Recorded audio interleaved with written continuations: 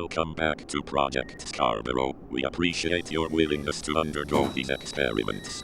Today's task: we will be subjecting you to 4 particular otherworld stories collected from across Reddit. Without further ado, let's listen to the following experiences.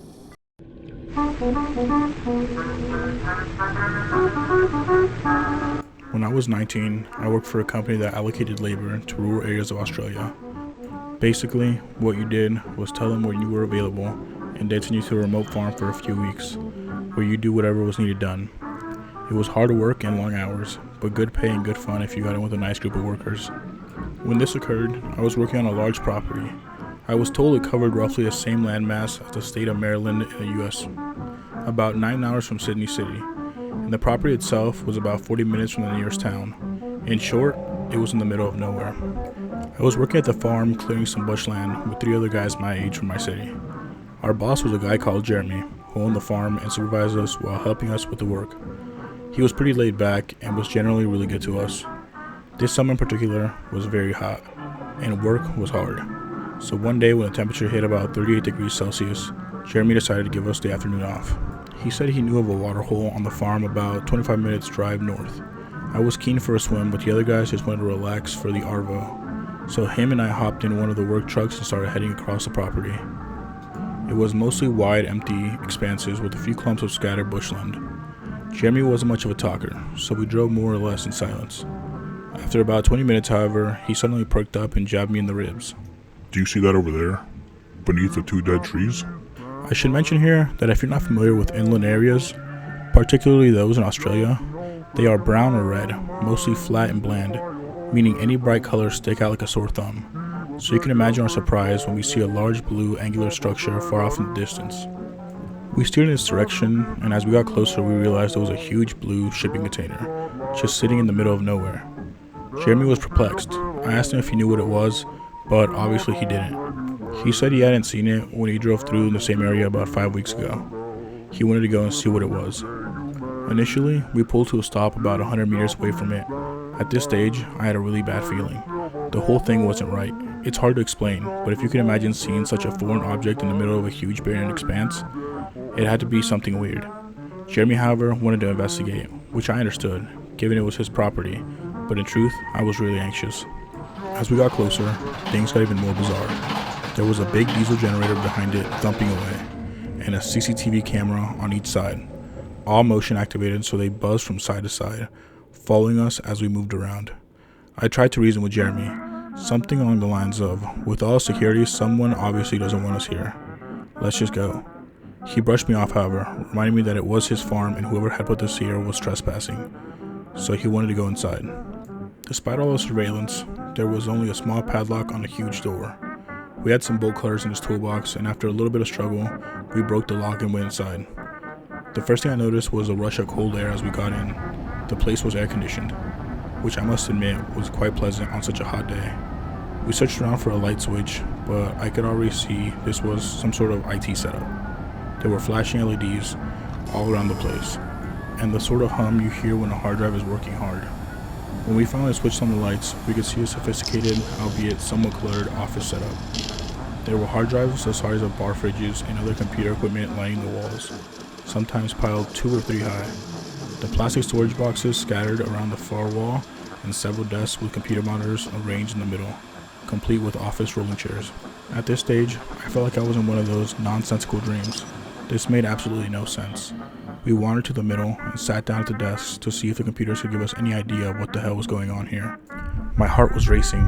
I just wanted to bolt. We had been seen by the CCTV, so if anyone was monitoring, they already knew we were there. Jeremy, on the other hand, was adamant. We had to get to the bottom of this. So I put on a brave face and started looking to the computer.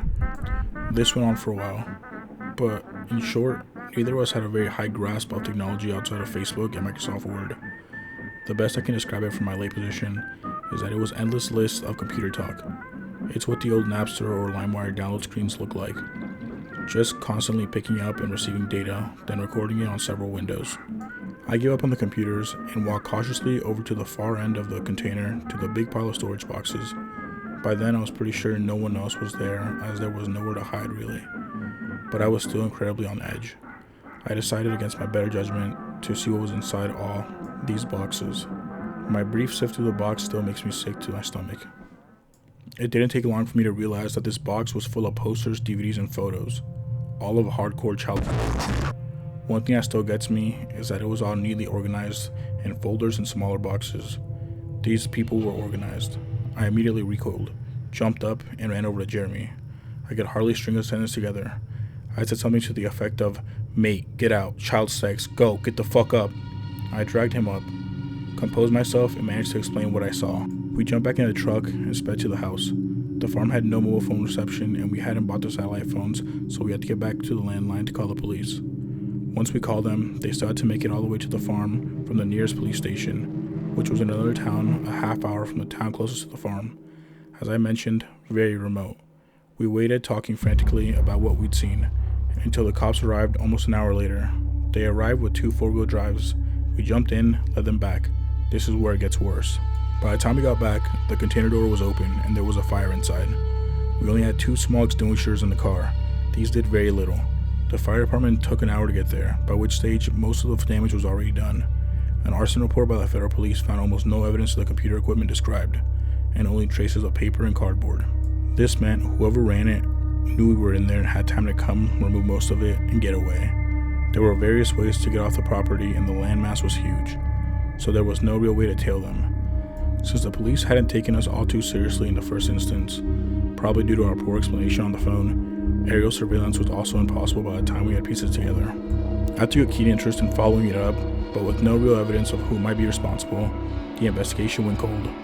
I've kept in contact with Jeremy, and the shipping container is still sitting there on the farm, as it's too expensive to move. I'll never forget what I saw in those boxes.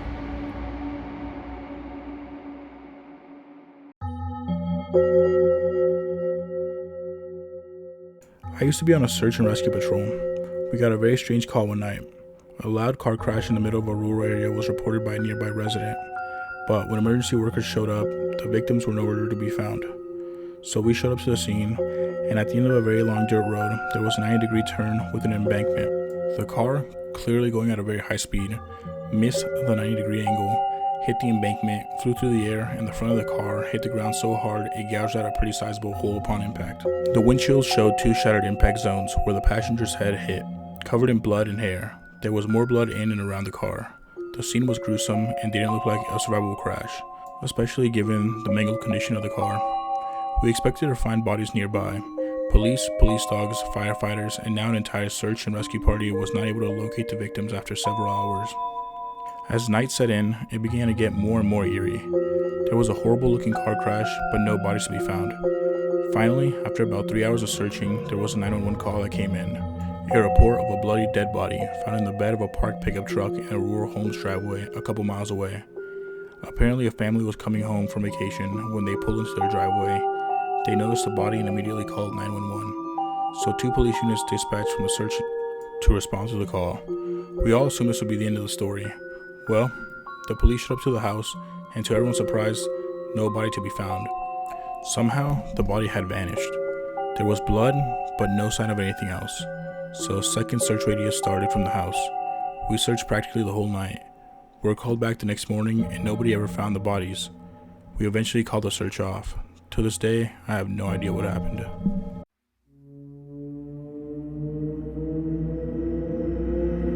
I had just finished my initial military training, basic, AIT, and a few other classes, and got sent to my first duty station. My unit was at NTC for pre-deployment training, so I met up with the rear echelon. I get issued my room and spend 3 very disturbed days and nights in the barracks with weird stuff happening, like gear not where I left it, locked drawers being open, the microwave turning on by itself, shit like that. My roommate, who I knew throughout training, showed up on the 4th day, and I told him something along the lines of, "Watch your shit, someone's been fucking with my stuff and I don't know who." So the 4th night comes around, and myself and my roommate secure our room and gear and go to bed. Gotta be up at 5:30 for PT, so it's an early night. We lock up all of our stuff and go to bed.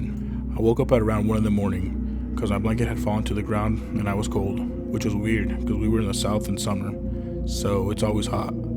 I hop down to get my blanket and I notice my armor is open, so I open the lock, close it, lock it, get back into bed. I fall asleep pretty easy, but I woke up again at 2:30, and all my stuff and my roommate's stuff is thrown around the room.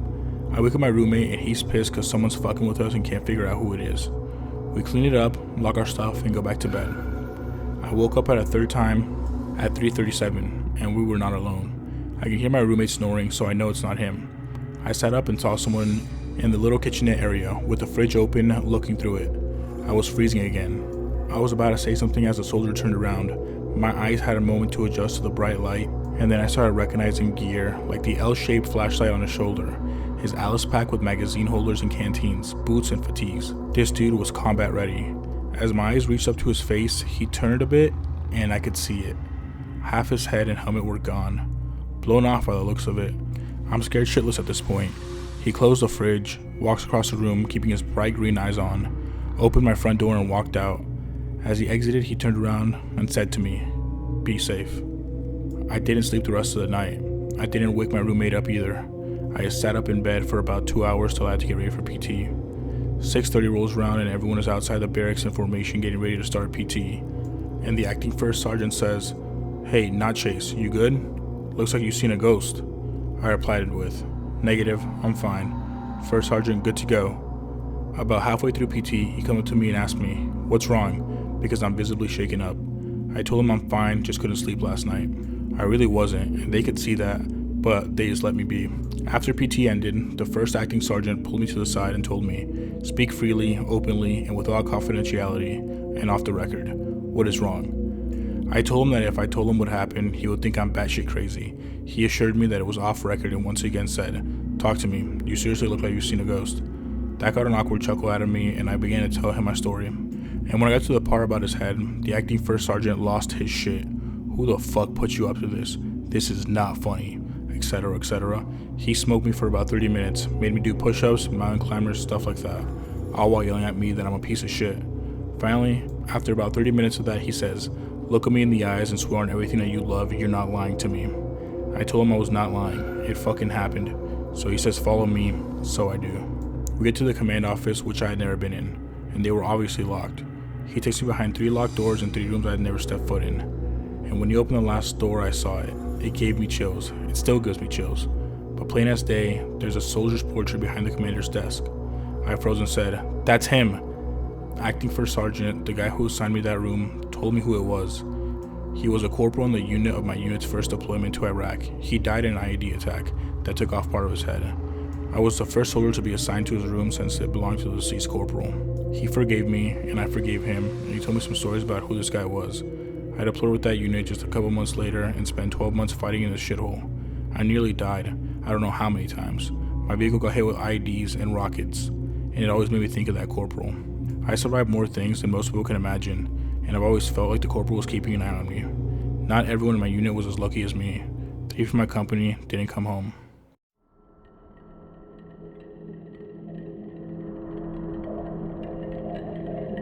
I have a friend who's a trail ranger, basically a ranger who can't get you in trouble.